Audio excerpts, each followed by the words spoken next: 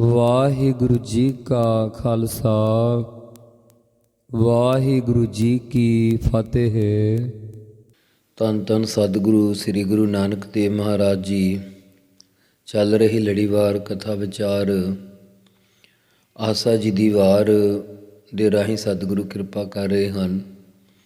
ਸ਼ੇਖ ਬ੍ਰਹਮ ਨੇ ਸਤਿਗੁਰਾਂ ਨੂੰ ਬੇਨਤੀ ਕੀਤੀ ਕਿ ਸੰਸਾਰ ਦੀ ਮਰਿਆਦਾ ਕਿਵੇਂ ਅਤੇ ਇਸ ਦੀ ਪਾਲਣਾ ਕੌਣ ਕਰ ਰਿਹਾ ਹੈ। ਸਤਿਗੁਰੂ ਕਿਰਪਾ ਕਰ ਰਹੇ ਹਨ। ਆਓ ਆਪਣੀਆਂ ਮਨ ਬਿਰਤੀਆਂ ਇਕਾਗਰ ਕਰੀਏ, ਪਾਵਨ ਧੁਰ ਕੀ ਬਾਣੀ ਦੀ ਵਿਚਾਰ ਨਾਲ ਜੁੜੀਏ। ਸ਼ਲੋਕ ਮਹੱਲਾ ਪਹਿਲਾ। ਪੁਰਖਾਂ ਬਿਰਖਾਂ ਤੀਰਥਾਂ ਤਟਾਂ ਮੇਘਾਂ ਖੇਤਾਂ। ਪੁਰਖਾਂ ਕਹੀਏ ਮਨੁੱਖਾਂ, ਮਨੁੱਖਾਂ ਦੇ ਅੰਦਰ ਕਿਰਮ ਆਦਿ ਪੈਦਾ ਹੋਣ ਵਾਲੇ ਜੀਵ। ਬਿਰਖਾਂ ਰੁੱਖਾਂ ਦੇ ਉੱਤੇ ਰਹਿਣ ਵਾਲੇ ਜੀਵ, ਬਿਰਖਾਂ ਵਿੱਚ ਪੈਦਾ ਹੋਣ ਵਾਲੇ ਜੀਵ। ਤੀਰਥਾਂ 'ਤੇ ਰਹਿਣ ਵਾਲੀਆਂ ਮੱਛੀਆਂ ਡੱਡੀਆਂ ਆਦਿ। ਤਟਾਂ ਹੁੰਦਾ ਤਲਾਬਾਂ ਦੇ ਕਿਨਾਰਿਆਂ 'ਤੇ ਰਹਿਣ ਵਾਲੇ ਜੀਵ। ਮੇਘਾਂ ਭਾਵ ਬੱਦਲਾਂ ਦੇ ਵਰਨ ਤੋਂ ਲਾਲ ਰੰਗ ਦੇ ਆਦਿ ਪੈਦਾ ਹੋਣ ਵਾਲੇ ਜੀਵ। ਬੱਦਲਾਂ ਤੋਂ ਪੈਦਾ ਹੋਣ ਵਾਲੇ ਜੀਵ। ਖੇਤਾਂ ਭਾਵ ਖੇਤਾਂ ਦੇ ਵਿੱਚ ਪੈਦਾ ਹੋਣ ਵਾਲੀਆਂ ਟਿੱਡੀਆਂ ਆਦਿ ਜੂਨਾਂ। ਦੀਪਾਂ ਲੋਆ ਮੰਡਲਾ ਖੰਡਾਂ ਵਰ ਪੰਡਾਹ। ਦੀਪਾਂ ਟਾਪੂਆਂ ਵਾ ਭਾਵ 7 ਦੀਪਾਂ। ਪਹਿਲਾ ਜੰਬੂ ਦੂਜਾ ਪਾਲਕ, ਮਾਫ਼ ਕਰਨਾ, ਪਹਿਲਾ ਜੰਬੂ ਦੂਜਾ ਪਲਕ, ਤੀਜਾ ਸ਼ਾਲਮਲ, ਚੌਥਾ ਕੁਸ਼, ਪੰਜਵਾਂ ਕਰੋਂਚ ਦੀਪ, ਛੇਵਾਂ ਸ਼ਾਕ, ਸੱਤਵਾਂ ਪੁਸ਼ਕਰ ਇਤਿਆਦਿ ਦੇ ਵਿੱਚ ਲੋਆਂ 14 ਲੋਕਾਂ ਦੇ ਵਿੱਚ। ਮੰਡਲ ਦੇਸ਼ਾਂ 400 ਕੋਹ ਦਾ ਗੋਲਾਕਾਰ ਦੇਸ਼ ਦਾ ਨਾਮ ਮੰਡਲ ਹੁੰਦਾ। ਖੰਡਾਂ ਕਹੀਏ 9 ਖੰਡਾਂ, ਵਰ ਭੰਡਾਂ ਕਹੀਏ ਬ੍ਰਹਮੰਡਾਂ। ਵਰ ਭੰਡਾਹ ਵਰ ਸ੍ਰੇਸ਼ਟ, ਭੰਡਾਂ ਭਾਂਡੇ ਜਾਂ ਵੱਡੇ ਭਾਂਡੇ ਬ੍ਰਹਮੰਡਾਂ ਆਦਿਕਾਂ ਵਿੱਚ। ਅੰਡਜ ਜੇਰਜ ਉਤਪੁਜਾਂ ਖਾਣੀ ਸੇਤ ਜਾਹ। ਅੰਡਜ ਅੰਡੇ ਤੋਂ ਪੈਦਾ ਹੋਣ ਵਾਲੀਆਂ ਜੂਨਾਂ, ਜੇਰਜ ਜੇਰ ਤੋਂ ਪੈਦਾ ਹੋਣ ਵਾਲੀਆਂ ਜੂਨਾਂ। ਉਤਪੁਜਾਂ ਧਰਤੀ ਵਿੱਚੋਂ ਪੈਦਾ ਹੋਣ ਵਾਲੀ ਬਨਸਪਤੀ ਆਦਿ। ਧਰਤੀ ਵਿੱਚੋਂ ਤਾਂ ਨੂੰ ਪੈਦਾ ਹੋਣ ਵਾਲੀਆਂ ਜੂਨਾਂ। ਸੇਤ ਜਾਹ ਸੇਤ ਨਾਮ ਮੁੜਕੇ ਦਾ ਵਾ ਭਾਵ ਪਸੀਨੇ ਤੋਂ ਪੈਦਾ ਹੋਣ ਵਾਲੀਆਂ। ਜਾਹ ਕਹੀਏ ਜੂਆਂ ਆਦਿ। ਚੌਹਾਂ ਖਾਣੀ ਖਾਣੀਆਂ ਤੋਂ ਪੈਦਾ ਹੋਣ ਵਾਲੀਆਂ ਜੂਨਾਂ ਆਦਿਕ। ਸੋ ਮਿਤ ਜਾਣੈ ਨਾਨਕਾ ਸਰਾ ਮੇਰਾ ਜਨਤਾਹ। ਸਤਿਗੁਰੂ ਜੀ ਕਥਨ ਕਰਦੇ ਹਨ ਕਿ ਸਰਾ ਸਰੋਵਰਾਂ ਸਮੁੰਦਰਾਂ ਵਿੱਚ ਪੈਦਾ ਹੋਣ ਵਾਲੀਆਂ ਜੂਨਾਂ। ਮੇਰਾ ਕਹੀਏ ਸਮੇਰ ਪਰਬਤ ਉੱਤੇ ਪੈਦਾ ਹੋਣ ਵਾਲੀਆਂ ਜੂਨਾਂ 'ਤੇ ਸਾਰੇ ਜਿੰਨੇ ਜਨਤਾਹ ਜੰਤ ਭਾਵ ਜੀਵ ਜੰਤ ਹਨ, ਇਹਨਾਂ ਸਾਰਿਆਂ ਦੀ ਮਿਤ ਮਰਿਆਦਾ ਨੂੰ ਸੋ ਕਹੀਏ ਉਹ ਪਰਮੇਸ਼ਰ ਆਪ ਹੀ ਜਾਣਦਾ ਹੈ। ਨਾਨਕ ਜੰਤ ਉਪਾਇ ਕੈ ਸੰਭਾਲੇ ਸਭਨਾਹ।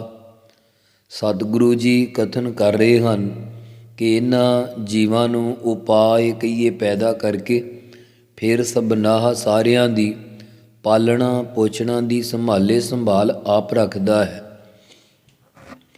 ਜਿਨ ਕਰਤੈ ਕਰਣਾ ਕੀਆ ਚਿੰਤਾ ਪੇ ਕਰਣੀ ਤਾਹ। ਜਿਸ ਕਰਤੈ ਰਚਨਹਾਰ ਵਾਹਿਗੁਰੂ ਨੇ ਕਰਣਾ ਸੰਸਾਰ ਪੈਦਾ ਕੀਤਾ ਹੈ, ਭੇ ਭਾਵ ਫੇਰ ਉਸ ਪਰਮੇਸ਼ਰ ਨੇ ਹੀ ਜੀਵਾਂ ਦੀ ਪਾਲਣ ਪੋਸ਼ਣ ਦੀ ਚਿੰਤਾ ਸੋਚ ਕਰਨੀ ਹੈ। ਸੋ ਕਰਤਾ ਚਿੰਤਾ ਕਰੇ ਜਿਨ ਉਪਾਇਆ ਜਗ।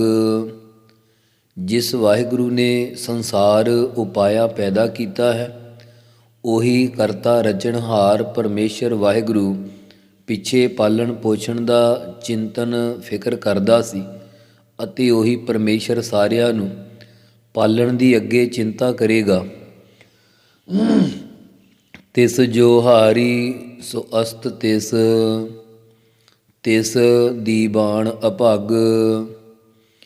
ਜੋ ਤਿਸ ਕਹੀਏ ਉਸ ਉਪਾਵਨਹਾਰ ਜਾਣਨਹਾਰ ਪਰਮੇਸ਼ਰ ਨੂੰ ਜੋ ਹਾਰੀ ਨਮਸਕਾਰ ਕਰਦਾ ਹੈ, ਉਸ ਦੀ ਪਰਮੇਸ਼ਰ ਸਵਸਤ ਕਲਿਆਣ ਕਰ ਦਿੰਦਾ ਹੈ ਅਤੇ ਉਹ ਜੀਵ ਹੀ ਕਲਿਆਣ ਸਰੂਪ ਹੈ, ਜੋ ਉਸ ਰਚਨਹਾਰ ਪਰਮੇਸ਼ਰ ਨੂੰ ਨਮਸਕਾਰ ਕਰਦਾ ਹੈ, ਕਿਉਂਕਿ ਉਸ ਪਰਮੇਸ਼ਰ ਦਾ ਸਾਧ ਸੰਗਤ ਰੂਪੀ ਦੀ ਬਾਣ ਦਰਬਾਰ ਅਭੱਗ ਨਾਸ਼ ਤੋਂ ਰਹਿਤ, ਅਭੱਗ ਆ ਨਾਮ ਭਾਵ ਭੱਗ ਭੱਜਣ ਤੋਂ ਰਹਿਤ ਹੈ। ਫਿਰ ਪ੍ਰਸ਼ਨ ਕਰਦਾ ਹੈ ਸ਼ੇਖ ਬ੍ਰਹਮ, ਹੈ ਸਤਿਗੁਰੂ ਜੀ, ਜਿਹੜੇ ਨਾਮ ਨਹੀਂ ਜਪਦੇ ਤੇ ਹਿੰਦੂਆਂ ਦੇ ਜਨੇਊ ਆਦਿ ਚਿੰਨ੍ਹ ਰੱਖੀ ਬੈਠੇ ਆ, ਉਹਨਾਂ ਨੂੰ ਕੋਈ ਫਲ ਪ੍ਰਾਪਤ ਹੁੰਦਾ ਹੈ? ਸਤਿਗੁਰੂ ਕਿਰਪਾ ਕਰਕੇ ਬਖਸ਼ਿਸ਼ਾਂ ਵਰਤਾਰੇ ਆ ਤੇ ਉੱਤਰ ਦਿੰਦੇ ਆ, ਨਾਨਕ ਸੱਚੇ ਨਾਮ ਬਿਨ ਕਿਆ ਟਿੱਕਾ ਕਿਆ ਤੱਗ। ਸਤਿਗੁਰੂ ਜੀ ਕਥਨ ਕਰ ਰਹੇ ਆ, ਹੇ ਸ਼ੇਖ ਬ੍ਰਹਮ, ਸੱਚੇ ਪਰਮੇਸ਼ਰ ਦੇ ਨਾਮ ਤੋਂ ਜਪੇ ਤੋਂ ਬਗੈਰ ਕੀ ਹੋ ਗਿਆ ਜੇ ਮੱਥੇ 'ਤੇ ਟਿੱਕਾ ਤਿਲਕ ਲਗਾ ਲਿਆ? ਕੀ ਹੋ ਗਿਆ ਜੇ ਤੱਗ ਜਨੇਊ ਪਾ ਲੇ? ਭਾਵ ਨਾਮ ਜਪੇ ਤੋਂ ਬਗੈਰ ਸਾਰੇ ਧਰਮ ਚਿੰਨ੍ਹ ਨਿਸਫਲ ਹਨ, ਅਰਥਾਤ ਟਿੱਕੇ ਲਾਉਣੇ, ਜਨੇਊ ਪਹਿਨਣੇ, ਸਾਰੇ ਚਿੰਨ੍ਹ ਤਾਂ ਸ਼ੋਭਨੀਕ ਹਨ ਜੇ ਹਿਰਦੇ ਵਿੱਚ ਸੱਚੇ ਪਰਮੇਸ਼ਰ ਦਾ ਨਾਮ ਧਾਰਨ ਕਰੇ। ਸੋ ਅੱਗੇ ਸ੍ਰੀ ਗੁਰੂ ਨਾਨਕ ਪ੍ਰਕਾਸ਼ ਅਨੁਸਾਰ ਇਹ ਮਹੱਲਾ ਬਾਬਾ ਸ੍ਰੀ ਚੰਦ ਜੀ ਤੇ ਬਾਬਾ ਲਖਮੀ ਦਾਸ ਪ੍ਰਤੀ ਅੰਤ ਸਮੇਂ ਉਚਾਰਨ ਕੀਤਾ। ਜਦੋਂ ਗੁਰੂ ਜੀ ਦੇ ਜੋਤੀ ਜੋਤ ਸਮਾਉਣ ਸਮੇਂ ਉਹ ਦੋਨੋਂ ਬੁਲਾਉਣ ਤੋਂ ਵੀ ਨਾ ਆਏ। ਜਦੋਂ ਸਤਿਗੁਰੂ ਜੀ ਜੋਤੀ ਜੋਤ ਸਮਾ ਗਏ ਤਾਂ ਪਸ਼ਚਾਤਾਪ ਕਰਦੇ ਆ ਹਾਜ਼ਰ ਹੋਏ। ਮਾਤਾ ਸੁਲੱਖਣੀ ਪੀਵੈ ਰਾਗ ਵਿੱਚ ਹੰਝੂ ਬਹਾ ਰਹੇ ਅਤੇ ਪੁੱਤਰਾਂ ਨੂੰ ਕਹਿ ਰਹੇ ਕਿ ਤੁਸੀਂ ਮੌਕਾ ਨਹੀਂ ਸੰਭਾਲਿਆ। ਫਿਰ ਸ੍ਰੀ ਚੰਦ ਜੀ ਤੇ ਲਖਮੀ ਦਾਸ ਜੀ ਨੇ ਚਰਨ ਪਕੜ ਕੇ ਅਰਦਾਸ ਕੀਤੀ, ਅਸੀਂ ਹੁਣ ਤੱਕ ਤੁਹਾਨੂੰ ਪਿਤਾ ਹੀ ਸਮਝਦੇ ਰਹੇ, ਗੁਰੂ ਪਰਮੇਸ਼ਰ ਨਾ ਜਾਣਿਆ। ਵਾਸਤਾ ਕਰਤਾਰ ਦਾ 4 ਘੜੀਆਂ ਦਰਸ਼ਨ ਦੇ ਕੇ ਫਿਰ ਚਲੇ ਜਾਣਾ। ਸਤਿਗੁਰੂ ਜੀ ਕਰਤਾਰ ਦਾ ਵਾਸਤਾ ਨਹੀਂ ਸਹਾਰ ਸਕਦੇ ਸਨ। ਜਦੋਂ ਵਾਹਿਗੁਰੂ ਦਾ ਵਾਸਤਾ ਪਾਇਆ ਤਾਂ ਗੁਰੂ ਜੀ ਉੱਠ ਕੇ ਬੈਠ ਗਏ ਅਤੇ ਕਿਹਾ ਕਿ ਪੁੱਤਰੋ, ਸ਼ਰਧਾ ਧਾਰ ਕੇ ਤੁਸਾਂ ਕਰਤਾਰ ਕੋਲੋਂ 4 ਘੜੀਆਂ ਮੰਗੀਆਂ ਹਨ, ਭਾਵੇਂ 1000 ਵਰ੍ਹਾ ਮੰਗ ਲੈਂਦੇ, ਅਸੀਂ ਉਤਨਾ ਚਿਰ ਹੀ ਰਹਿੰਦੇ, ਪਰ ਤੁਹਾਡੇ ਵੱਸ ਕੁਝ ਨਹੀਂ। ਜੋ ਕਰਤਾਰ ਦਾ ਹੁਕਮ ਹੈ ਉਹ ਹੀ ਵਰਤਦਾ ਹੈ। ਤਾਂ ਪੁੱਤਰਾਂ ਨੇ ਬੇਨਤੀ ਕੀਤੀ ਕਿ ਤੁਸੀਂ ਗੁਰਤਾ ਗੱਦੀ ਤਾਂ ਆਪਣੇ ਸੇਵਕ ਭਾਈ ਲਹਿਣੇ ਨੂੰ ਦੇ ਗਏ ਹੋ, ਅਸੀਂ ਤੁਹਾਡੇ ਪੁੱਤਰ ਹਾਂ, ਆਪ ਜੀ ਨੂੰ ਹੀ ਲਾਜ ਹੈ, ਤੁਹਾਡੇ ਪਿੱਛੋਂ ਸਾਨੂੰ ਕੌਣ ਮੰਨੇਗਾ? ਲੋਕੀ ਕਹਿਣਗੇ ਕਿ ਗੁਰੂ ਨਾਨਕ ਦੇਵ ਮਹਾਰਾਜ ਜੀ ਦੇ ਪੁੱਤਰ ਨੰਗੇ ਭੁੱਖੇ ਫਿਰਦੇ ਆ। ਤਾਂ ਗੁਰੂ ਸਾਹਿਬ ਜੀ ਨੇ ਕਿਹਾ ਕਿ ਜੋ ਗੁਰੂ ਘਰ ਦੇ ਝੂਠੇ ਟੁੱਕੜ ਖਾਣ ਵਾਲੇ ਕੂਕਰ ਹਨ, ਉਹਨਾਂ ਵਿੱਚ ਵੀ ਸ਼ਕਤੀ ਹੋ ਆਉਂਦੀ ਹੈ। ਜਾਓ, ਤੁਹਾਨੂੰ ਰਿੱਧੀਆਂ ਸਿੱਧੀਆਂ ਸ਼ਕਤੀਆਂ ਬਖਸ਼ੀਆਂ, ਸਾਡੇ ਸਿੱਖ ਤੁਹਾਡਾ ਸਤਿਕਾਰ ਜ਼ਰੂਰ ਕਰਨਗੇ, ਪਰ ਜਿਹੜੀ ਸ਼ਬਦ ਦੀ ਵਡਿਆਈ ਹੈ ਉਹ ਭਾਈ ਲਹਿਣੇ ਗੁਰੂ ਅੰਗਦ ਦੇਵ ਜੀ ਨੂੰ ਹੀ ਪ੍ਰਾਪਤ ਰਹੇਗੀ। ਉਹ ਤਾਂ ਤੁਸੀਂ ਉਹਨਾਂ ਦੇ ਚਰਨੀ ਪੈ ਕੇ ਹੀ ਪਾ ਸਕੋਗੇ। ਜਦੋਂ ਇਹ ਬਚਨ ਕਹੇ ਤਾਂ ਨਿਰਾਸੇ ਹੋ ਗਏ। ਸਤਿਗੁਰੂ ਜੀ ਨੇ ਇਹ ਪਾਵਨ ਬਚਨ ਉਚਾਰਨ ਕੀਤਾ। ਮਹੱਲਾ ਪਹਿਲਾ। ਲੱਖ ਨੇਕੀਆਂ ਚੰਗਿਆਈਆਂ ਲੱਖ ਪੁੰਨਾ ਪਰਵਾਣ, ਚਾਹੇ ਮੁਸਲਮਾਨ ਦੇ ਮਤ ਅਨੁਸਾਰ ਲੱਖਾਂ ਨੇਕੀਆਂ ਭਲਾਈ ਵਾਲੇ ਕਰਮ ਕਰੇ, ਚਾਹੇ ਹਿੰਦੂ ਮਤ ਅਨੁਸਾਰ ਚੰਗਿਆਈਆਂ ਚੰਗੇ ਕਰਮ ਕਰੇ।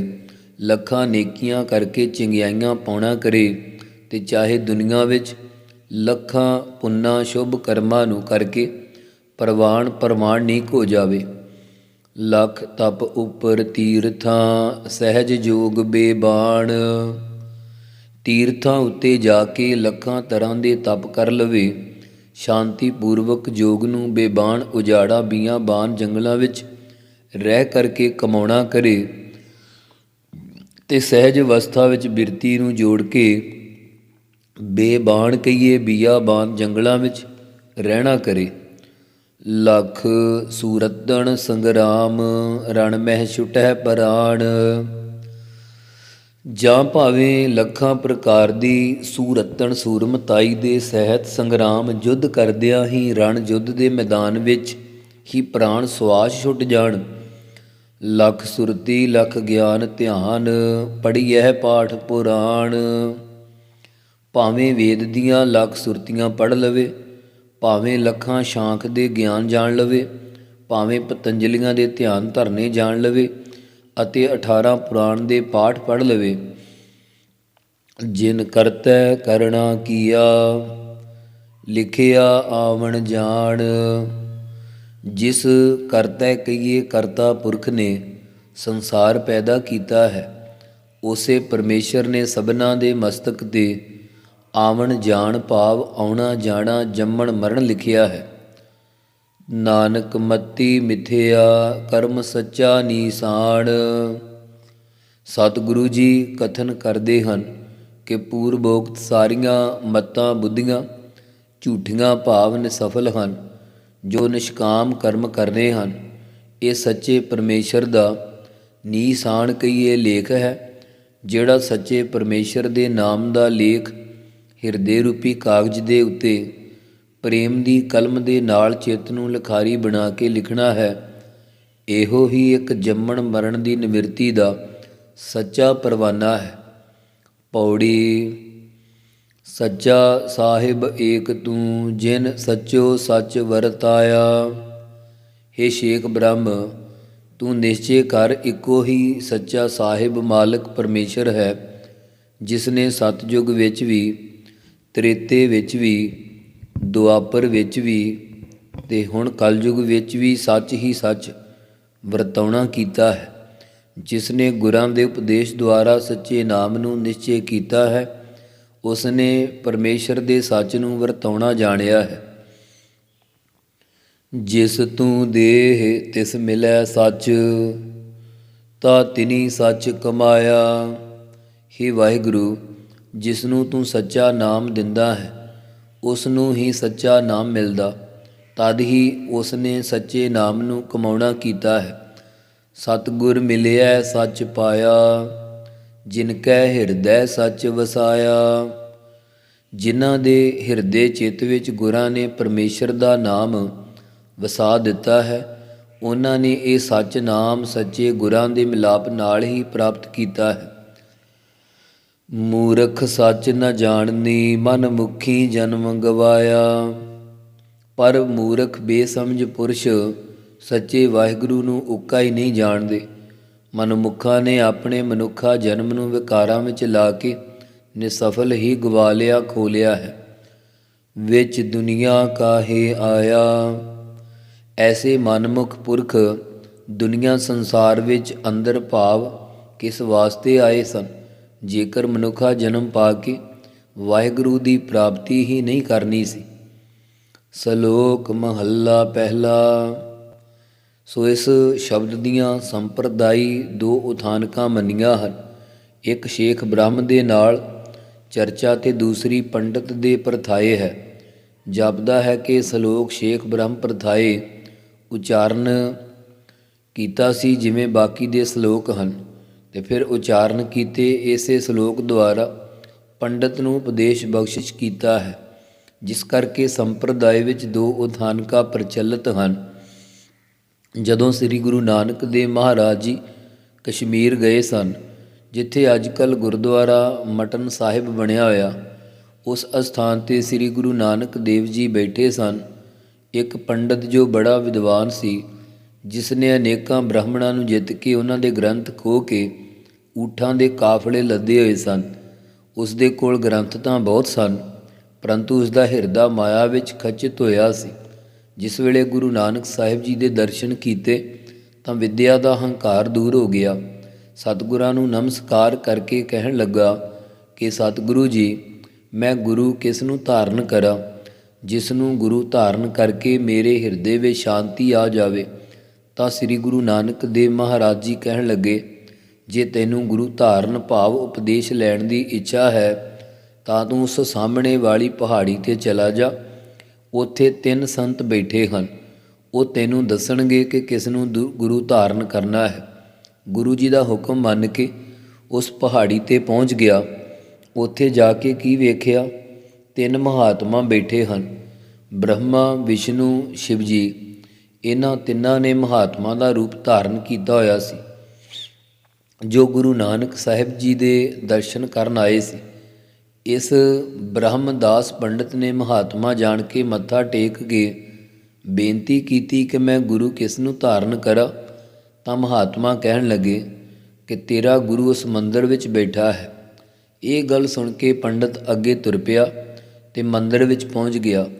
ਮੰਦਰ ਵਿੱਚ ਅੰਦਰ ਜਾ ਕੇ ਕੀ ਵੇਖਿਆ, ਇੱਕ ਸੁੰਦਰ ਇਸਤਰੀ ਭਾਵ ਦੇਵੀ ਲਾਲ ਬਸਤਰ ਪਹਿਨੀ ਖੜੀ ਹੈ। ਪੰਡਤ ਉਸ ਨੂੰ ਸ਼ਕਤੀਵਾਨ ਸਮਝ ਕੇ ਸੀਸ ਝੁਕਾ ਕੇ ਮੱਥਾ ਟੇਕ ਕੇ ਪੈਰੀਂ ਪੈ ਗਿਆ। ਦੇਵੀ ਨੇ ਉਸ ਵੇਲੇ ਜੁੱਤੀ ਚਰਨਦਾਸੀ ਨਾਲ ਪੰਡਤ ਨੂੰ ਬਹੁਤ ਕੁੱਟਿਆ। ਮਾਰ ਖਾ ਕੇ ਝੁਰਦਾ ਆਇਆ ਵਾਪਸ ਮਹਾਤਮਾ ਕੋਲ ਆ ਬੈਠਾ। ਇਸ ਦੀ ਭੈੜੀ ਹਾਲਤ ਵੇਖ ਕੇ ਮਹਾਤਮਾ ਹੱਸ ਪਏ। ਜਦੋਂ ਮਹਾਤਮਾ ਹੱਸੇ ਤਾਂ ਪੰਡਤ ਕਹਿਣ ਲੱਗਾ ਕਿ ਮਹਾਤਮਾ ਜਨੋ, ਤੁਸੀਂ ਹੱਸਦੇ ਕਿਉਂ ਹੋ? ਮਹਾਤਮਾ ਜਨ ਕਹਿਣ ਲੱਗੇ, ਹੇ ਪੰਡਤ, ਤੂੰ ਜਲਦੀ ਕਿਉਂ ਵਾਪਸ ਆ ਗਿਆ ਹੈ? ਗੁਰੂ ਧਾਰਨ ਕਰ ਆਇਆ ਹੈ ਜਾਂ ਕੋਈ ਗੁਰੂ ਮਿਲਿਆ ਹੀ ਨਹੀਂ? ਇਹ ਗੱਲ ਸੁਣ ਕੇ ਪੰਡਤ ਕਹਿਣ ਲੱਗਾ ਕਿ ਉੱਥੇ ਗੁਰੂ ਕੀ ਧਾਰਨਾ ਸੀ, ਉੱਥੇ ਤਾਂ ਇੱਕ ਬੜੇ ਕਠੋਰ ਸੁਭਾਅ ਵਾਲੀ ਇਸਤਰੀ ਸੀ। ਮੈਂ ਜਾ ਕੇ ਮੱਥਾ ਟੇਕਿਆ, ਉਲਟਾ ਮੈਨੂੰ ਹੀ ਜੁੱਤੀਆਂ ਨਾਲ ਕੁੱਟਣ ਲੱਗ ਪਈ। ਬਹੁਤ ਕੁੱਟਿਆ, ਕੁੱਟ ਕੇ ਮੇਰੀ ਤਾਂ ਹੋਸ਼ ਹੀ ਗਵਾ ਦਿੱਤੀ ਉਸਨੇ। ਮਹਾਤਮਾ ਨੇ ਕਿਹਾ ਕਿ ਤੇਰਾ ਗੁਰੂ ਉਹੀ ਹੈ, ਕਿਉਂਕਿ ਤੂੰ ਆਪਣੇ ਚਿੱਤ ਵਿੱਚ ਉਸੇ ਨਾਲ ਸਨੇਹ ਲਾਇਆ ਹੋਇਆ ਤੇ ਰਾਤ ਦਿਨੇ ਜਿਸ ਮਾਇਆ ਨੂੰ ਪਾ ਕੇ ਤੇਰੀ ਤ੍ਰਿਪਤੀ ਨਹੀਂ ਹੁੰਦੀ, ਜਿਸ ਦੀ ਹਰ ਵਕਤ ਸੇਵਾ ਕਰਦਾ ਰਹਿਣਾ, ਉਹ ਮਾਇਆ ਹੀ ਤੇਰਾ ਗੁਰੂ ਹੈ। ਤੂੰ ਪੜ੍ਹ ਕੇ ਮਾਇਆ ਹੀ ਇਕੱਠੀ ਕਰਦਾ ਹੈ, ਇਸ ਲਈ ਤੇਰੇ ਮਾਇਆ ਪਾਸੋਂ ਛਿੱਤਰ ਪਏ ਹਨ। ਇਹ ਗੱਲ ਸੁਣ ਕੇ ਪੰਡਤ ਮਹਾਤਮਾ ਦੇ ਚਰਨੀ ਪੈ ਗਿਆ ਕਿ ਮੈਨੂੰ ਬਖਸ਼ ਲਓ। ਤਾਂ ਮਹਾਤਮਾ ਜਨ ਕਹਿਣ ਲੱਗੇ ਕਿ ਮੁਕਤੀ ਦਾਤੇ ਸ੍ਰੀ ਗੁਰੂ ਨਾਨਕ ਦੇਵ ਜੀ ਨੂੰ ਛੱਡ ਕੇ ਹੋਰਨਾਂ ਨਾਲ ਪ੍ਰੇਮ ਕਰਕੇ ਭਟਕਦਾ ਫਿਰਦਾ ਹੈ, ਇਸ ਨਾਲ ਤੇਰੀ ਮੁਕਤੀ ਨਹੀਂ ਹੋਵੇਗੀ। ਜੇ ਆਤਮਕ ਸੁੱਖ ਚਾਹੁੰਦਾ ਹੈ ਤਾਂ ਆਪਣੇ ਵਿੱਚ ਮਨ ਵਿੱਚ ਅਡੋਲ ਸ਼ਰਧਾ ਧਾਰ ਕੇ ਗੁਰੂ ਨਾਨਕ ਸਾਹਿਬ ਜੀ ਦੇ ਚਰਨੀ ਲੱਗ। ਇਹ ਸੁਣ ਕੇ ਪੰਡਤ ਦੌੜਦਾ ਸਤਿਗੁਰਾਂ ਦੇ ਕੋਲ ਪਹੁੰਚਿਆ ਤੇ ਚਰਨਾਂ ਕਮਲਾਂ 'ਤੇ ਨਮਸਕਾਰ ਕਰਕੇ ਸਨਮੁਖ ਬੈਠ ਕੇ ਬੇਨਤੀ ਕਰਦਾ ਹੈ, ਸਤਿਗੁਰੂ ਜੀ ਮੈਨੂੰ ਬਖਸ਼ ਲਓ। ਉਸ ਵੇਲੇ ਸਤਿਗੁਰਾਂ ਨੇ ਇਹ ਸ਼ਲੋਕ ਉਚਾਰ ਕੇ ਉਪਦੇਸ਼ ਬਖਸ਼ਿਆ। ਸ਼ਲੋਕ ਮਹੱਲਾ ਪਹਿਲਾ। ਪੜ੍ਹ ਗੱਡੀ ਲੱਦੀ ਹੈ, ਪੜ੍ਹ ਭਰੀਐ ਸਾਥ। ਹੇ ਪੰਡਤ, ਹੇ ਸ਼ੇਖ ਬ੍ਰਹਮ, ਭਾਵੇਂ ਪੜ੍ਹ ਕੇ ਪੁਸਤਕਾਂ ਦੀਆਂ ਗੱਡੀਆਂ ਵੀ ਲੱਦ ਲਈਏ, ਜੇ ਕਿਤੇ ਗੱਡੀ ਨਾ ਚੱਲਦੀ ਹੋਵੇ, ਉੱਥੇ ਊਠਾਂ ਦੇ ਸਾਥ ਭਾਵ ਕਾਫਲੇ ਲੋਕਾਂ ਤੋਂ ਚਰਚਾ ਵਿੱਚ ਜਿੱਤੀਆਂ ਪੁਸਤਕਾਂ ਦੇ ਭਰ ਕੇ ਲੈ ਜਾਈਏ। ਪੜ੍ਹ ਬੇੜੀ ਪਾਈ ਹੈ, ਪੜ੍ਹ ਗੱਡੀ ਹੈ ਖਾਤ। ਜਿੱਥੇ ਊਠ ਨਾ ਜਾ ਸਕਣ, ਜਦੋਂ ਦਰਿਆ ਲੰਘਣਾ ਹੋਵੇ, ਉਹ ਪੜ੍ਹ ਕੇ ਪੁਸਤਕਾਂ ਬੇੜੀ ਕਿਸ਼ਤੀ ਵਿੱਚ ਪਾ ਕੇ ਰੱਖ ਲਈਏ। ਫਿਰ ਜਿਹੜੀਆਂ ਪੁਸਤਕਾਂ ਪੜ੍ਹ ਕੇ ਪੁਰਾਣੀਆਂ ਹੋ ਜਾਣ, ਉਹਨਾਂ ਨੂੰ ਖਾਤਿਆਂ ਵਿੱਚ ਗੱਡੀਏ ਭਾਵ ਗੱਡ ਦਈਏ, ਭਾਵ ਖਾਤੇ ਭਰ ਦਈਏ। ਪਹਿਲਾਂ ਪੁਸਤਕਾਂ ਦੀ ਬੋਲਤਾ ਦੱਸੀ ਹੈ, ਹੁਣ ਉਹਨਾਂ ਨੂੰ ਪੜ੍ਹਨ ਦੇ ਵਕਤ ਦੀ ਬੋਲਤਾ ਦੱਸਦੇ ਆ। ਪੜ੍ਹੀਐ ਜੇਤੇ ਬਰਸ ਪੜ੍ਹੀਐ ਜੇਤੇ ਮਾਸ। ਜਿਤਨੇ ਉਮਰ ਦੇ ਵਰੇ ਆ, ਉਹਨਾਂ ਚੇਰੀ ਉਹਨਾਂ ਵਰਿਆਂ ਵਿੱਚ ਪੜ੍ਹੀ ਹੀ ਜਾਈਏ। ਜਿਤਨੇ ਉਮਰ ਦੇ ਮਾਸ ਮਹੀਨੇ ਬਾਕੀ ਰਹਿੰਦੇ ਆ, ਉਹਨਾਂ ਵਿੱਚ ਵੀ ਪੜ੍ਹੀ ਹੀ ਜਾਈਏ। ਪੜ੍ਹੀਐ ਜੇਤੀ ਆਰਜਾ, ਪੜ੍ਹੀਐ ਜੇਤੇ ਸਾਸ। ਜਿਤਨੀ ਆਰਜਾ ਉਮਰ ਹੈ, ਭਾਵ ਸਾਰੀ ਉਮਰ ਹੀ ਪੜ੍ਹਦੇ ਰਹੀਏ, ਅਤੇ ਜਿਤਨੇ ਸਵਾਸ ਮਿਲੇ ਆ, ਹਰ ਸਵਾਸ ਨਾਲ ਪੜ੍ਹਦੇ ਰਹੀਏ। ਨਾਨਕ ਲੇਖੈ ਇੱਕ ਗੱਲ, ਹੋਰ ਹਉਮੈ ਝਖਣਾ ਝਾਖ। ਸਤਿਗੁਰੂ ਜੀ ਕਥਨ ਕਰਦੇ ਆ ਕਿ ਭਾਈ ਹਿਸਾਬ ਕਿਤਾਬ ਲੇਖੇ ਪੈਣ ਵਾਲੀ ਗੱਲ ਤਾਂ ਇੱਕੋ ਇੱਕ ਆ। ਉਹ ਕੀ ਆ? ਇੱਕ ਪਰਮੇਸ਼ਰ ਦਾ ਨਾਮ ਹੀ ਹੈ। ਹੋਰ ਤਾਂ ਹੰਗਤਾ ਦੀ ਹਉਮੈ ਦੀਆਂ ਝੱਖਾਂ ਮਾਰ ਕੇ ਝਖਣਾ ਵਿਅਰਥ ਹੀ ਬੋਲਣਾ ਹੈ, ਭਾਵ ਜਿਸ ਦਾ ਕੋਈ ਵੀ ਲਾਭ ਨਹੀਂ ਹੋਣ ਵਾਲਾ। ਮਹੱਲਾ ਪਹਿਲਾ। ਲਿਖ ਪੜ੍ਹਿਆ ਤੇਤਾ ਕੜਿਆ। ਜਿਤਨਾ ਹੋਰਨਾਂ ਦੀਆਂ ਪੁਸਤਕਾਂ ਦਾ ਲਿਖਿਆ ਕੋਈ ਪੜ੍ਹਦਾ ਅਤੇ ਫਿਰ ਆਪ ਲਿਖਦਾ, ਲਿਖਾਰੀ ਬਣ ਕੇ ਲਿਖਦਾ, ਫਿਰ ਉਸੇ ਨੂੰ ਪੜ੍ਹਦਾ ਹੈ। ਜਿਹੜਾ ਦੁਨਿਆਵੀ ਲੇਖੇ ਦੀਆਂ ਪੁਸਤਕਾਂ ਲਿਖਦਾ ਅਤੇ ਪੜ੍ਹਦਾ, ਉਤਨਾ ਹੀ ਬੰਧਨਾਂ ਦੇ ਵਿੱਚ ਕੜਿਆ ਵੱਜ ਗਿਆ। ਭਾਵ ਉਤਨਾ ਹੀ ਝੁਰਦਾ ਰਹਿੰਦਾ ਕਿ ਮੈਥੋਂ ਹਿਸਾਬ ਠੀਕ ਨਹੀਂ ਹੋਇਆ। ਅਰਥਾਤ ਪੜ੍ਹਨ ਦਾ ਫਲ ਬੰਧਨਾਂ ਤੋਂ ਮੁਕਤ ਹੋਣਾ। ਪਰ ਵਿਚਾਰ ਬਿਨਾਂ ਜਿਉਂ-ਜਿਉਂ ਲੋਕ ਪੜ੍ਹਦੇ ਤਿਉਂ-ਤਿਉਂ ਹਉਮੈ ਦੇ ਬੰਧਨਾਂ ਵਿੱਚ ਬੱਝੇ ਜਾਂਦੇ ਆ। ਬਹੁ ਤੀਰਥ ਭਵਿਆ ਤੇਤੋ ਲਵਿਆ। ਜਿਤਨਾ ਕੋਈ ਬਹੁਤੇ ਤੀਰਥਾਂ 'ਤੇ ਭੌਂਦਾ ਫਿਰਦਾ ਉਤਨਾ ਹੀ ਲਵਿਆ ਬੋਲਦਾ ਰਹਿੰਦਾ, ਭਾਵ ਵੱਧ ਬਕਵਾਸੀ ਹੋ ਜਾਂਦਾ। ਥਾਂ-ਥਾਂ ਬਕਵਾਸ ਕਰਦਾ, ਲਊਂ-ਲਊਂ ਬੋਲਦਾ ਰਹਿੰਦਾ ਕਿ ਹੋਰ ਕੋਈ ਮੇਰੀ ਕੀ ਰੀਸ ਕਰ ਸਕਦਾ, ਮੈਂ ਤਾਂ ਇੰਨੇ ਤੀਰਥਾਂ 'ਤੇ ਜਾ ਕੇ ਆਇਆ। ਬਹੁ ਭੇਖ ਕੀਆ ਦੇਹੀ ਦੁੱਖ ਦੀਆ। ਜਿਤਨਾ ਕੋਈ ਬਹੁਤਿਆਂ ਭੇਖਾਂ ਲਿਬਾਸਾਂ ਨੂੰ ਧਾਰਨ ਕਰਦਾ ਵਾ, ਪਹਿਨਦਾ ਰਹਿੰਦਾ, ਉਤਨਾ ਵੱਧ ਆਪਣੇ ਸਰੀਰ ਨੂੰ ਦੁੱਖ ਕਸ਼ਟ ਦਿੰਦਾ। ਹਉਮੈ ਦੇ ਸਹਿਤ ਕਰਮਾਂ ਨੂੰ ਕਰਨੇ ਕਰਕੇ ਬਹੁਤੀਆਂ ਜੂਨਾਂ ਰੂਪ ਭੇਖ ਨੂੰ ਧਾਰਨ ਕਰਦਾ, ਜਿਸ ਕਰਕੇ ਪੁਰਖ ਨੇ ਜੀਵ ਆਤਮਾ ਨੂੰ ਦੁੱਖ ਦਿੱਤਾ ਹੈ। ਸੋ ਵੇ ਜੀਆ ਆਪਣਾ ਕੀਆ। ਵੇ ਤੋਂ ਭਾਵ ਹੈ ਜੀਆ ਜੀਵ, ਆਪਣੇ ਕੀਤੇ ਹੋਏ ਕਰਮਾਂ ਦੇ ਫਲ ਨੂੰ ਸਹਾਰਨਾ ਭਾਵ ਭੋਗਣਾ ਕਰ। ਇਹ ਦੁੱਖ ਤੇਰਾ ਆਪਣਾ ਹੀ ਪੈਦਾ ਕੀਤਾ ਹੋਇਆ। ਅੰਨ ਨ ਖਾਇਆ ਸਾਧ ਗਵਾਇਆ। ਕਈਆਂ ਪੁਰਖਾਂ ਨੇ ਕਠਿਨ ਵਰਤ ਧਾਰੇ, ਵਰਤ ਰੱਖ ਕੇ ਅੰਨ ਨਹੀਂ ਖਾਧਾ, ਜਿਸ ਕਰਕੇ ਜ਼ਿੰਦਗੀ ਦਾ ਸਵਾਦ ਹੀ ਗਵਾ ਲਿਆ। ਬਹੁ ਦੁੱਖ ਪਾਇਆ ਦੂਜਾ ਪਾਇਆ। ਜੀਵ ਨੇ ਹਿਰਦੇ ਵਿੱਚ ਦੂਜਾ ਭਾਵ ਦਵੈਤ ਭਾਵ ਆਉਣ ਕਰਕੇ ਜਾਂ ਦੂਸਰੇ ਦੇਵੀ ਦੇਵਤਿਆਂ ਦੀਆਂ ਉਪਾਸਨਾ ਕਰਕੇ ਬਹੁਤੇ ਜੰਮਣ ਮਰਨ ਆਦਿ ਦੇ ਦੁੱਖ ਕਸ਼ਟਾਂ ਨੂੰ ਹੀ ਪਾਉਣਾ ਕੀਤਾ ਹੈ। ਬਸਤਰ ਨ ਪਹਿਰੈ ਅਹਨਿਸ ਕਹਿਰੈ। ਜੋ ਬਸਤਰ ਕੱਪੜੇ ਨਹੀਂ ਪਹਿਨਦਾ, ਭਾਵ ਨੰਗਾ ਤੁਰਿਆ ਫਿਰਦਾ, ਨਾਂਗਾ ਰਹਿੰਦਾ, ਰਾਤ ਦਿਨੇ ਆਪ ਨੂੰ ਠੰਡ ਨਾਲ ਕਹਿਰੈ ਦੁਖੀ ਕਰਦਾ। ਮੋਨ ਵਿਗੂਤਾ ਕਿਉ ਜਾਗੈ ਗੁਰ ਬਿਨ ਸੂਤਾ। ਮੋਨ ਧਾਰੀ ਨੂੰ ਮੋਨ ਨੇ ਵਿਗੂਤਾ ਖਰਾਬ ਕਰ ਲਿਆ, ਪਰ ਕੀ ਕਰੇ, ਮਨ ਤਾਂ ਅਵਿਦਿਆ ਦੀ ਪ੍ਰਮਾਦਤਾਈ ਦੀ ਨੀਂਦ ਵਿੱਚ ਸੁੱਤਾ ਪਿਆ। ਸਤਿਗੁਰਾਂ ਦੇ ਉਪਦੇਸ਼ ਤੋਂ ਬਗੈਰ ਕਿਵੇਂ ਗਿਆਨ ਅਵਸਥਾ ਵਿੱਚ ਜਾਗੇ। ਪਗ ਉਪੇ ਤਾਣਾ ਆਪਣਾ ਕੀਆ ਕਮਾਣਾ। ਪਗ ਨਾ ਪੈਰਾਂ ਤੋਂ ਉਪੇ ਤਾਣਾ, ਨੰਗਾ ਭਾਵ ਜੁੱਤੀ ਨਾ ਪਹਿਨਣਾ।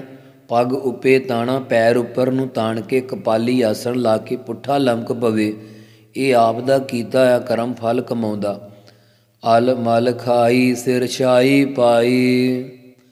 ਘੋਰੀ ਮੱਤ ਵਾਲਿਆਂ ਨੇ ਅਲ ਰੱਜ ਕੇ ਭਾਵ ਤ੍ਰਿਪਤ ਹੋ ਕੇ ਮਲ ਮੈਲ ਖਾਧੀ। ਅਲ ਮਲ ਤਾਜੀ ਵਿਸ਼ਟਾ ਖਾਧੀ, ਪਰਾਈ ਨਿੰਦਿਆ ਰੂਪ ਮੈਲ ਖਾਧੀ ਅਤੇ ਆਪਣੇ ਸਿਰ ਵਿੱਚ ਲਾਹਨਤਾਂ ਰੂਪੀ ਸੁਆਹ ਹੀ ਪਾ ਲਈ। ਅਤੇ ਮੂਰਖ ਅੰਧੈ ਪਤ ਗਵਾਈ, ਵਿਣ ਨਾਵੈ ਕਿਛ ਥਾਇ ਨ ਪਾਈ। ਇਸ ਮੂਰਖ ਬੇਸਮਝ ਅੰਨੇ ਅਗਿਆਨੀ ਜੀਵ ਨੇ ਆਪਣੀ ਲੋਕ ਪ੍ਰਲੋਕ ਵਿੱਚ ਪਤ ਇੱਜ਼ਤ ਪ੍ਰਤਿਸ਼ਠਾ ਗਵਾ ਲਈ। ਵਾਹਿਗੁਰੂ ਦੇ ਨਾਵੈ ਹੁੰਦਾ ਨਾਮ ਤੋਂ ਜਪੇ ਤੋਂ ਬਗੈਰ ਲੋਕ ਪ੍ਰਲੋਕ ਵਿੱਚ ਕਿਛ ਥੋੜ੍ਹੇ ਮਾਤਰ ਵੀ ਸਤਿਕਾਰ ਵਾਸਤੇ ਥਾਏ ਜਗ੍ਹਾ ਨਹੀਂ ਬਣਾਈ, ਨਾ ਪਾਉਣਾ ਕੀਤੀ ਆ। ਰਹਿ ਬੇਬਾਣੀ ਮੜੀ ਮਸਾਣੀ। ਭਾਵੇਂ ਬੇਬਾਣੀ ਹੁੰਦਾ ਉਜਾੜਾਂ ਵਿੱਚ ਰਵੇ, ਭਾਵੇਂ ਮੜੀ ਮੁਰਦਿਆਂ ਨੂੰ ਫੂਕਣ ਵਾਲੀ ਜਗ੍ਹਾ ਮੜੀਆਂ ਵਿੱਚ ਰਵੇ, ਮਸਾਣਾਂ ਵਿੱਚ ਰਹਿਣਾ ਕਰੇ, ਪਰਮੇਸ਼ਰ ਦੇ ਨਾਮ ਤੋਂ ਬਗੈਰ ਮੋਖ ਦੀ ਪ੍ਰਾਪਤੀ ਨਹੀਂ ਹੋਣੀ। ਅੰਧ ਨ ਜਾਣੈ ਫਿਰ ਪਛਤਾਣੀ। ਪਖੰਡ ਕਰਮਾਂ ਕਰਕੇ ਅੰਧ ਅਗਿਆਨੀ ਜੀਵ ਪਰਮਾਰਥ ਦੇ ਤਾਈਂ ਜਾਣਦਾ ਨਹੀਂ, ਭਾਵ ਸੱਚ ਸਰੂਪ ਦੇ ਗਿਆਨ ਨੂੰ ਜਾਣਦਾ ਨਹੀਂ। ਫਿਰ ਜਦੋਂ ਅੰਤ ਦਾ ਸਮਾਂ ਆ ਗਿਆ ਤਾਂ ਪਛਤਾਣੀ ਪਛਚਾਤਾਪ ਕਰਦਾ ਹੈ। ਸਤਿਗੁਰ ਭੇਟੇ ਸੋ ਸੁਖ ਪਾਏ, ਹਰਿ ਕਾ ਨਾਮ ਮਨ ਵਸਾਏ। ਜੋ ਸੱਚੇ ਗੁਰਾਂ ਦੇ ਨਾਲ ਭੇਟੇ ਹੁੰਦਾ ਮਿਲੇ ਆ, ਉਹ ਸੁਖ ਆਨੰਦ ਸਰੂਪ ਨੂੰ ਪਾ ਸਕਦੇ। ਕਿਵੇਂ ਪਾ ਸਕਦੇ ਹਨ? ਜੇਕਰ ਪਰਮੇਸ਼ਰ ਦਾ ਨਾਮ ਮਨ ਹਿਰਦੇ ਵਿੱਚ ਵਸਾਉਣਾ ਕਰਨ। ਨਾਨਕ ਨਦਰ ਕਰੇ ਸੋ ਪਾਏ, ਆਸ ਅੰਦੇਸੇ ਤੇ ਨੇਹ ਕੇਵਲ, ਹਉਮੈ ਸ਼ਬਦ ਜਲਾਏ। ਸਤਿਗੁਰੂ ਜੀ ਕਥਨ ਕਰਦੇ ਹਨ ਕਿ ਜਿਨ੍ਹਾਂ 'ਤੇ ਵਾਹਿਗੁਰੂ ਕਿਰਪਾ ਦਇਆ ਦ੍ਰਿਸ਼ਟੀ ਕਰਦਾ ਹੈ, ਉਹ ਵਾਹਿਗੁਰੂ ਦੇ ਸੁੱਖ ਸਰੂਪ ਨੂੰ ਪਾ ਸਕਦੇ ਆ। ਜੋ ਗੁਰਾਂ ਦੇ ਉਪਦੇਸ਼ ਦੀ ਕਮਾਈ ਕਰਕੇ ਦੇਹ ਦੀ ਹੰਕਤਾ ਨੂੰ ਜਲਾਏ ਸਾੜ ਦੇਵੇ ਅਤੇ ਦੁਨੀਆ ਦੇ ਪਦਾਰਥਾਂ ਦੀ ਆਸਾ ਅੰਦੇਸੇ ਭਾਵ ਸੰਸੇ ਤੋਂ ਨਿਹ ਕੇਵਲ ਅਸੰਗ ਹੋ ਜਾਵੇ। ਨਿਹ ਕੇਵਲ ਨਾਮ ਨੇਹ ਵਿਸ਼ੇਸ਼ ਕਰਕੇ ਕੇਵਲ ਕੈਵਲ ਮੋਖ ਦੀ ਪ੍ਰਾਪਤੀ ਵਾਲਾ ਹੋ ਜਾਵੇ। ਪੌੜੀ ਭਗਤ ਤੇਰਾ ਮਨ ਭਾਵਦੇ, ਦਰ ਸੋਹਨ ਕੀਰਤ ਗਾਵੰਦੇ। ਹੇ ਵਾਹਿਗੁਰੂ, ਉਹ ਭਗਤ ਜਨ ਤੁਹਾਡੇ ਮਨ ਹਿਰਦੇ ਵਿੱਚ ਭਾਉਂਦੇ ਆ, ਚੰਗੇ ਲੱਗਦੇ ਆ, ਜਿਹੜੇ ਸਤ ਸੰਗਤ ਰੂਪੀ ਦਰਬਾਰ ਵਿੱਚ ਤੁਹਾਡੀ ਕੀਰਤੀ ਕਰਦੇ, ਤੁਹਾਡਾ ਕੀਰਤਨ ਗਾਉਂਦੇ ਆ, ਤੁਹਾਡੇ ਜਸ ਦੀਆਂ ਵਡਿਆਈਆਂ ਨੂੰ ਗਾਉਂਦੇ ਆ। ਨਾਨਕ ਕਰਮਾ ਬਾਹਰੇ, ਦਰ ਢੋ ਨ ਲਹਿਨੀ ਧਾਵਦੇ। ਸਤਿਗੁਰੂ ਜੀ ਕਥਨ ਕਰਦੇ ਆ ਕਿ ਜਿਹੜੇ ਪੁਰਖ ਨਿਸ਼ਕਾਮ ਕਰਮਾਂ ਤੋਂ ਬਾਹਰੇ ਵੀ ਹੋਣੇ ਆ, ਉਹ ਸਤ ਸੰਗਤ ਰੂਪੀ ਦਰਬਾਰ ਦੀ ਢੋ ਕਹੀਏ ਢੋਈ ਪਨਾਹ ਨਹੀਂ ਲੈਂਦੇ। ਭਾਵ ਉਹਨਾਂ ਦਾ ਸਤ ਸੰਗਤ ਦੇ ਵਿੱਚ ਚਿੱਤ ਨਹੀਂ ਟਿਕਦਾ, ਜਿਸ ਕਰਕੇ ਉਹ ਭਾਗਹੀਣ ਪੁਰਖ ਜੂਨਾਂ ਵਿੱਚ ਹੀ ਧਾਵਦੇ ਕਹੀਏ ਧਾਉਂਦੇ ਫਿਰਦੇ ਆ, ਦੌੜਦੇ ਰਹਿੰਦੇ ਆ। ਇੱਕ ਮੂਲ ਨ ਬੁੱਝਣ ਆਪਣਾ, ਅਣਹੋਦਾ ਆਪ ਗਣਾਏ ਦੇ। ਇੱਕ ਮਨਮੁਖ ਪੁਰਖ ਆਪਣੇ ਮੁੱਢ ਰੂਪ ਬ੍ਰਹਮ ਨੂੰ ਨਹੀਂ ਸਮਝਦੇ। ਉਹ ਸ਼ੁਭ ਗੁਣਾਂ ਦੇ ਅਣਹੋਦਾ ਹੋਣ ਤੋਂ ਬਿਨਾਂ ਹੀ ਆਪਣੇ ਆਪ ਨੂੰ ਗੁਣਵਾਨ ਗਣਾਏ ਦੇ ਜਿਤਾਉਂਦੇ ਰਹਿੰਦੇ ਆ। ਹਉ ਢਾਡੀ ਕਾ ਨੀਚ ਜਾਤ, ਹੋਰ ਉੱਤਮ ਜਾਤ ਸਦਾਏ ਦੇ। ਹੇ ਸ਼ੇਖ ਬ੍ਰਹਮ, ਅਸੀਂ ਤਾਂ ਪਰਮੇਸ਼ਰ ਦੇ ਢਾਡੀ ਜਸ ਕਰਨ ਵਾਲੇ ਨੀਵੀਂ ਜਾਤੀ ਦੇ ਹਾਂ। ਨੀਵੀਂ ਭਾਵ ਨਿਮਰਤਾ ਰੂਪ ਜਾਤੀ ਵਾਲੇ ਹਾਂ। ਨੀਚ ਜਾਤ ਤੋਂ ਭਾਵ ਨੀਵੀਂ ਬੁੱਧੀ ਵਾਲੇ ਹਾਂ। ਹੋਰ ਪਖੰਡੀ ਤਾਂ ਹੰਕਾਰ ਦੇ ਸਹਿਤ ਆਪਣੇ ਆਪ ਨੂੰ ਉੱਤਮ ਸ੍ਰੇਸ਼ਟ ਜਾਤੀ ਵਾਲੇ ਸਦਾਉਂਦੇ ਹੰਕਾਰ ਦੇ ਟਿੱਲੇ 'ਤੇ ਚੜ੍ਹੇ ਹੋਏ ਆ। ਤਿੰਨ ਮੰਗਾ ਜੇ ਤੁਝੈ ਧਿਆਏ ਦੇ। ਹੇ ਮਹਾਰਾਜ, ਅਸੀਂ ਤਾਂ ਉਹਨਾਂ ਦੀ ਸੰਗਤ ਮੰਗਾ ਕਹੀਏ ਮੰਗਦੇ ਹਾਂ, ਜਿਹੜੇ ਹਰ ਵਕਤ ਤੁਹਾਨੂੰ ਧਿਆਏ ਦੇ ਧਿਆਉਂਦੇ ਰਹਿੰਦੇ ਆ। ਵਾਹਿਗੁਰੂ ਵਾਹਿਗੁਰੂ ਵਾਹਿਗੁਰੂ ਵਾਹਿਗੁਰੂ ਵਾਹਿਗੁਰੂ ਵਾਹਿਗੁਰੂ ਵਾਹਿਗੁਰੂ ਵਾਹਿਗੁਰੂ। ਵਾਹਿਗੁਰੂ ਜੀ ਕਾ ਖਾਲਸਾ, ਵਾਹਿਗੁਰੂ ਜੀ ਕੀ ਫਤਿਹ।